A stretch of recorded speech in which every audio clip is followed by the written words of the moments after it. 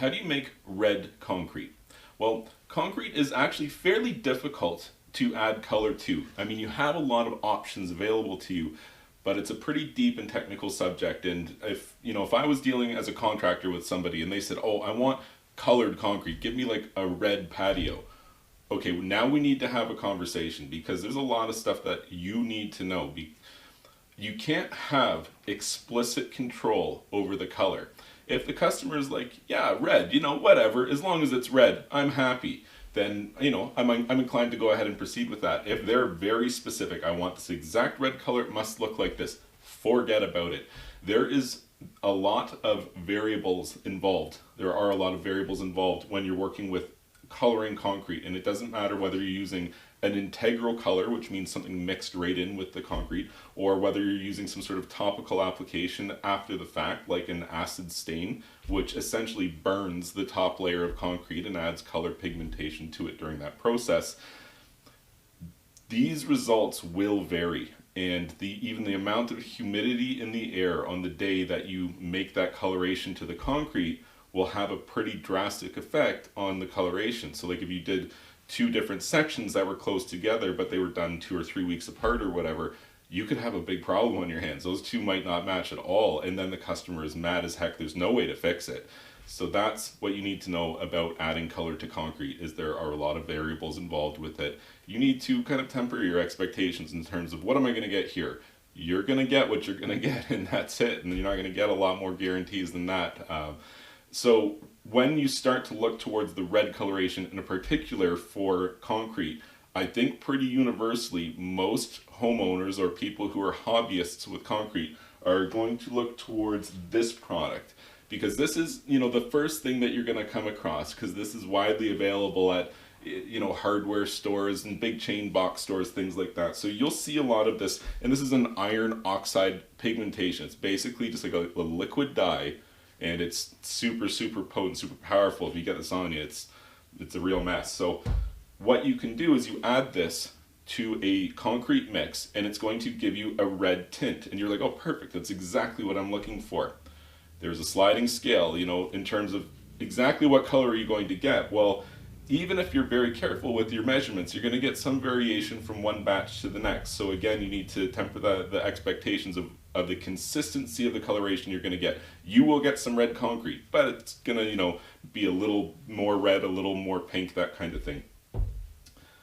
The amount that you use of this product is actually quite a bit. And the reason why is Portland cement is gray, and it sure wants to be gray. Like, it's one of those types of colors that just eats and consumes other colors, and you can add just a little bit of it to something else. Now everything's gray. That's just how it works. Like, actually, I got a good example right here. So this is a lightweight concrete brick, and this is made exclusively with Portland cement, which is the gray powder I'm talking about. And there's no gravel or sand in that. That's perlite. That's a lightweight aggregate, and it's completely white, as you can see. So this, in theory, should be white, but it's not. As soon as you add Portland cement to it, and I only added a small amount, there was 4 parts of perlite in this brick for every 1 part of Portland cement. So there's 4 times as much of the white aggregate as the Portland cement, and still the whole thing, the finished product, is completely gray. So the Portland cement has that effect. You can add coloration to it, but you got to kind of force it. It just doesn't want to take that coloring. And so those are kind of the caveats that I'm saying to a homeowner or a hobbyist who wants some red coloration in their concrete. Yes, you can do it. There's going to be a little bit of variability to it. This is probably the best product you're looking for at home, or smaller, or small batches, or something like that. And that's what we're going to look at here. I'm going to show you what you can do with a product like this, approximately how much you would use. I'm going to make a little, just a little happy face here. So it's just I made a plasticine happy face with a wood backing. It's about 3/8 of an inch thick, maybe half an inch thick. And then I made a polyurethane mold of that. And so now we're just going to pour concrete into this. I've got some mold release in here. It's ready to go. So I'm going to make a little bit of red concrete just to show you how the process looks like. And the amount that I'm going to use is probably more than they tell you to use. You are probably going to be underwhelmed with the results if you follow the directions, which are one of these little bottles here can color two 80-pound bags of concrete. That's like how much it can do. And it says if you want to go like really intense with the coloration, you can go as much as one of these little liquid bottles for every 60-pound bag of concrete. That's actually quite a bit. But I'm just going to mix up a little bit. I only need a tiny amount, so even when I pour in a little bit, I'm probably exceeding that ratio. I've done it before, so I know it's going to work out for what I'm doing here. But my point is that it's not going to be as red as you want. Like, if you're thinking in your head, I want fire engine red, like this guy here, like you want red concrete, you're going to have to look at a topical application for that most likely. But let me go ahead and show you some of this. So because I'm doing a casting here and it's got some fine details, I want to use a mortar mix that's got some, a higher concentration of Portland cement, which is very fine, gives a good fine detail. I don't want to compromise the strength too much. The optimum for strength would be a 3-to-1 mix, 3 parts sand, 1 part Portland cement. For this type of casting, I'm going to do a 2-to-1, and that's what I've got in the bucket behind me there. 2 parts a sharp masonry sand, clean washed masonry sand, and 1 part, I'm using type GU or type general use Portland cement. So again, a 2-to-1 mix. I don't need very much because this is very small. I'm going to add a little bit of this and then I'm going to show you what that looks like.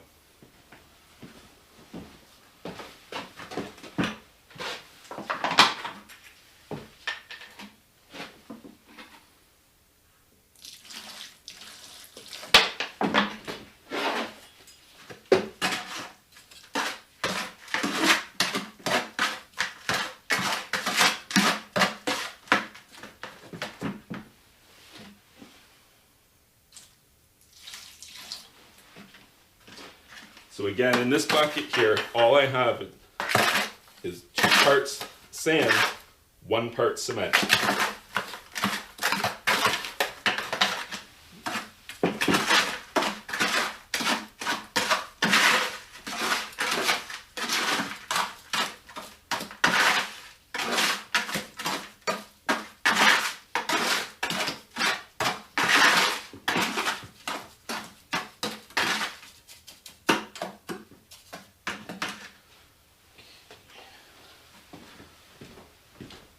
So it's just a little bit wetter.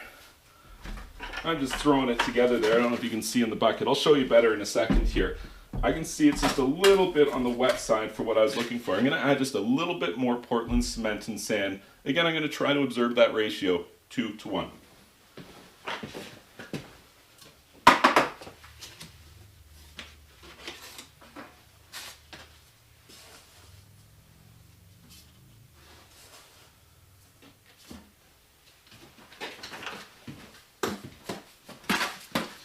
Alright, so once I have this mixed up, I'm going to add some of this coloring agent to show you what you're going to get.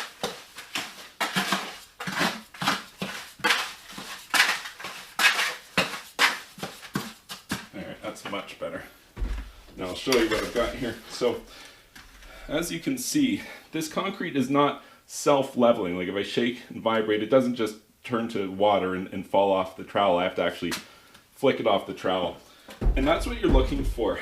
Often with concrete, if you're not used to working with it, you'll be inclined to add too much water. Too much water drastically compromises the strength. So you really want to use the minimum amount of water necessary to achieve the strength that or to achieve the placement viscosity that you're looking for. Definitely do not overwater.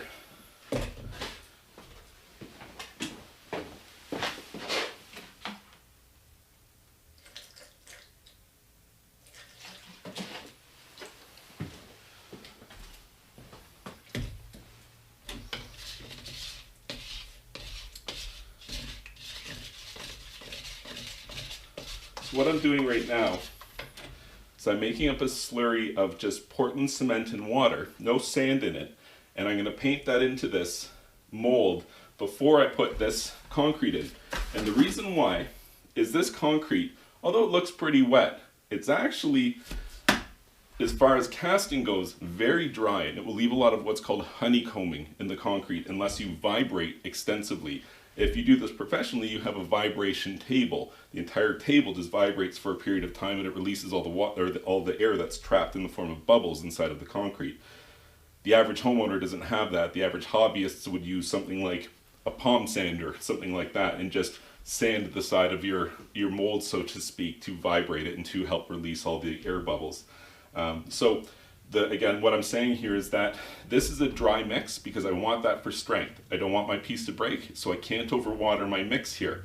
Because the mix is very dry, I'm going to lose some of this fine detail that I've got sculpted into my happy little face here. So I'm going to make this slurry in order to help pick that up by being very Portland heavy on the surface layer. What's significant about this is that, again, we're talking about red colored concrete here, and that's going to be a little bit hard to do because if I don't color my slurry here, then the whole face of this is going to be gray. It won't come out red because, again, that gray color just wants to take over everything. So the slurry that I'm applying has to be colored with the same stuff here. So that's what I'm doing.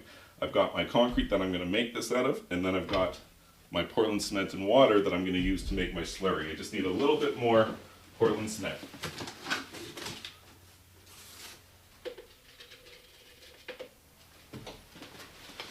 Just as I'm mixing this up, I guess I'll explain. Portland cement is one of those subjects that drives people crazy because I said, oh, I use general use type GU Portland cement. So you go down to the local hardware store and you're like, yeah, give me type general use. And they just have no idea what you're talking about because you're in an area that uses different terminology. And Portland cement is one of those things. So just to reiterate here, I'm using general use type GU because that's what's in my area. A lot of areas is type N, N for normal, type 1, type 10. Those are all the kinds that I would be looking for first. You can also just say, look, what's the most common variety of Portland cement? Not like a pre-mixed bag of concrete with sand and cement. So you just want the Portland cement, type general use, type normal. All right, so I'll show you my little slurry here. I don't know how well you can see that. It's like melted butter, essentially. Nothing too fancy or technical involved in that. And same with the proportion of which I'm going to add this color in. Probably want to see that, but it's just going to be like just a little dollop. You know, it's probably even enough. I can stop there because it's very, yeah, it looks to be like it's going to work. So it's a really concentrated coloration, obviously, because it needs to override that insanely powerful gray in the Portland cement. Okay, so let that sit for a minute while I show you again what I've got here. That's the gray coloring, or gray colored concrete, normal colored mortar, 2 parts sand, 1 part Portland cement, and I'm going to give this what I'm going to aim for here to be about 10% of this bottle, even less, 5% of this bottle, which is 300 milliliters. So really not very much. You're talking about, I think that's 3 teaspoons. 3 teaspoons is 15 milliliters. Won't show you because I have to be careful. 1, 2, I'd call that 3. See what that looks like there. Like obviously I could just dump in the whole thing. It's probably going to even work, but they don't recommend to do it, and there must be a reason for it. Actually, I'm going to tell you something else. They also recommend that you add this to the water. Put it in the water before you add it to your concrete. And that's good advice because you're going to get the uniform blending of the color throughout the water before you even put in the concrete. The only thing is you need to know how much water in advance you're going to need. For a set bag of concrete, you might be able to get an answer for that. If you're just going to mix some up together, unless it's a batch that you regularly make, you're not going to know how much water you need. So it's going to be hard for you to do. Just add it after. Just make sure that you blend it thoroughly. That's my advice to you.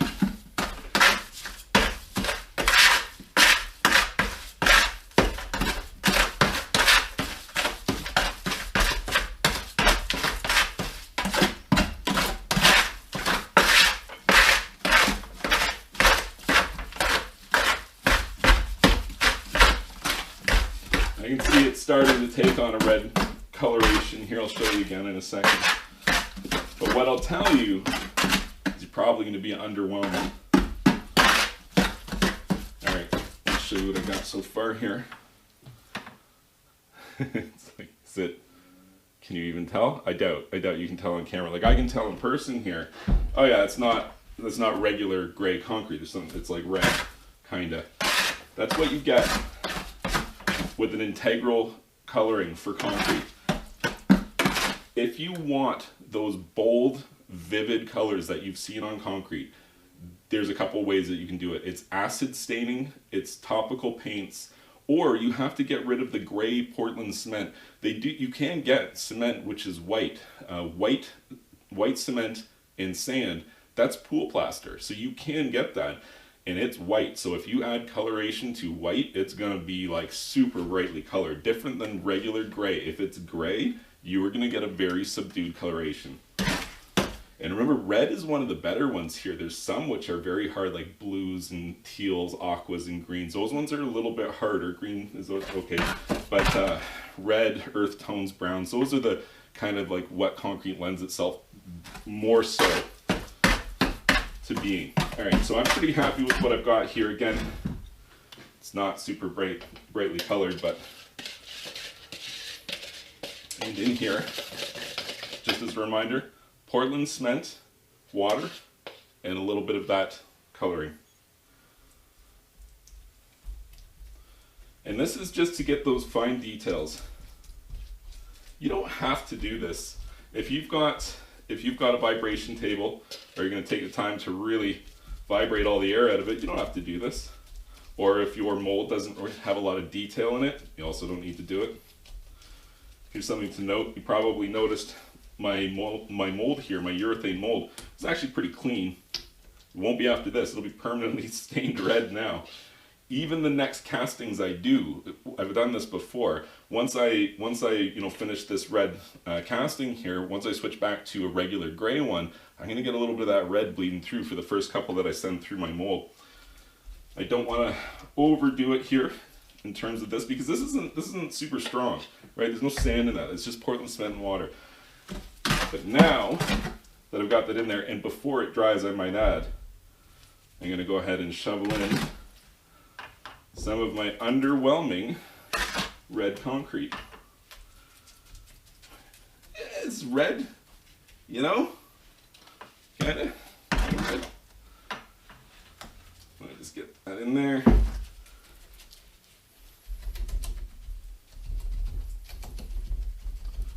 Alright, it's not going to entertain you to watch me finish that, but I think you can see what you're dealing with there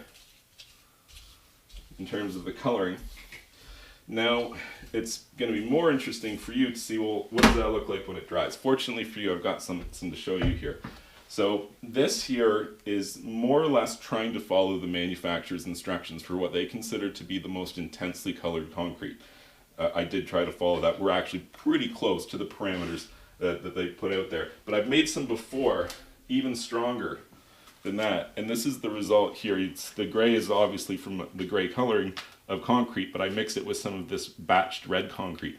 And I just went wild with this stuff. Like I don't even remember what I used, but it was like probably the whole bottle in the mix I was making. One more here to show you.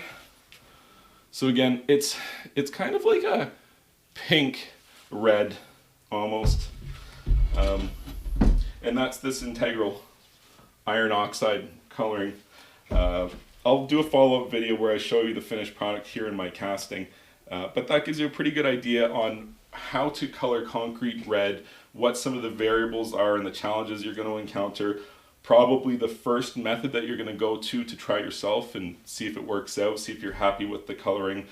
For a lot of people it comes out a little bit on the pink side for what they're looking for, but again, this is really just all what you're looking for in terms of a red concrete. If you found this information helpful, please be sure to like this video and subscribe to my YouTube channel. And you can check out my website, swimmingpoolsteve.com.